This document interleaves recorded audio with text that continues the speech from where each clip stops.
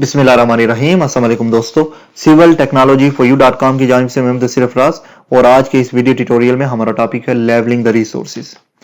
Resource levelling से मुराद ये है कि ओवर एलोकेशन को रिमूव करना। मैं ओवर एलोकेशन को पहले भी डिस्कस कर चुका हूं, लेकिन फिर से आपको एग्जांपल देता हूं।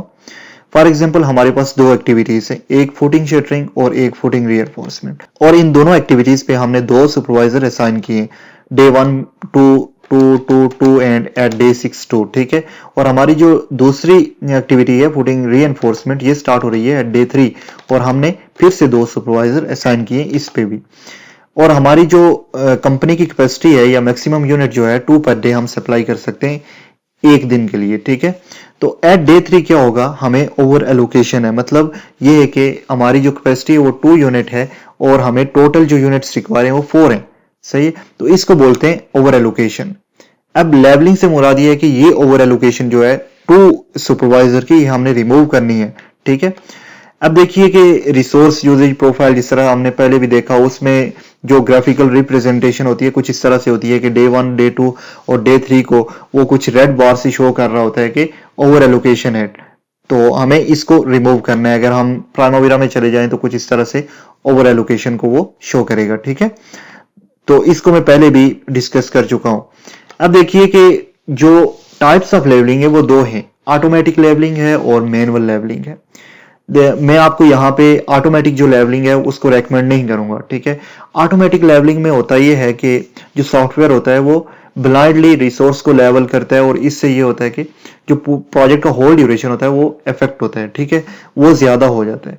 और जो सेकंड मेथड है मैनुअल लेवलिंग का, इसको एक्सप्लेन किया गया है पिंगबॉक 5th एडिशन में। ठीक है, और मैनुअल लेवलिंग में हमारे पास डिलेइंग आ रहा है, स्प्लिटिंग आ रहा है, स्ट्रेचिंग आ रहा है, क्रंचिंग आ रहा है। ऑटोमेटिक लेवलिंग में आपको सॉफ्टवेयर में करके दिखाऊंगा। मैनुअल लेवलिंग जो है वो एडवांस लेवल में नहीं करेंगे, हम एक्सपर्ट लेवल में करेंगे। ठीक है, जो सॉफ्टवेयर में करेंगे। अभी मैं आपको एग्जांपल दूंगा मैनुअल लेवलिंग की। तो सबसे पहले जो है वो डिलेइंग है।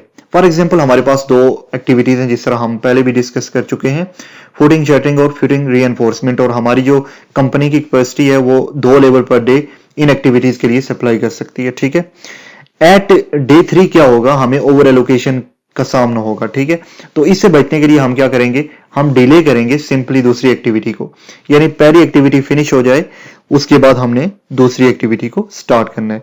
अब जो सेकंड मेथड है वो हमारे पास स्प्लिटिंग है।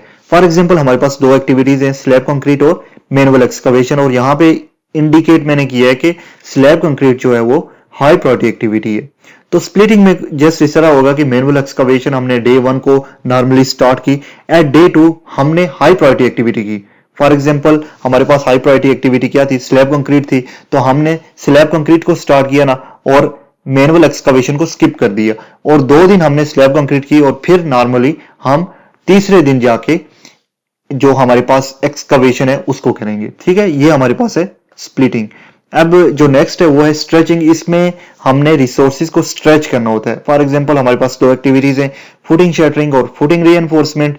एट डे 3 हमें ओवर एलोकेशन का सामना है। ठीक है, तो हमने करना ये है, एट डे 3 हमने एक लेबर सप्लाई करना है फुटिंग शटरिंग को और एक सप्लाई करना है फुटिंग रीइंफोर्समेंट को। ठीक है, और उसके बाद जब हमारे पास फुटिंग रीइंफोर्समेंट खत्म हो जाएगी तो फिर नॉर्मली वर्क करना है 2 लेबर के साथ। और इसके बाद जो नेक्स्ट है वो है क्रंचिंग। इसमें हम ये करेंगे कि हम एक एक्स्ट्रा लेबर हायर करेंगे बाहर से एक्टिविटी के ड्यूरेशन को कम करने के लिए। अगर हमारी पहली एक्टिविटी 4 डेज में कंप्लीट हो रही है तो अगर हम एक एक्स्ट्रा लेबर यहां पे हायर करते हैं तो ये 2 दिन में कंप्लीट हो जाएगी, और उसके बाद हमने नॉर्मली फुटिंग शटरिंग को करना है, तो ये कहलाता है क्रंचिंग। ये लेवलिंग के मेथड इन दो, ऑटोमेटिक और मैनुअल।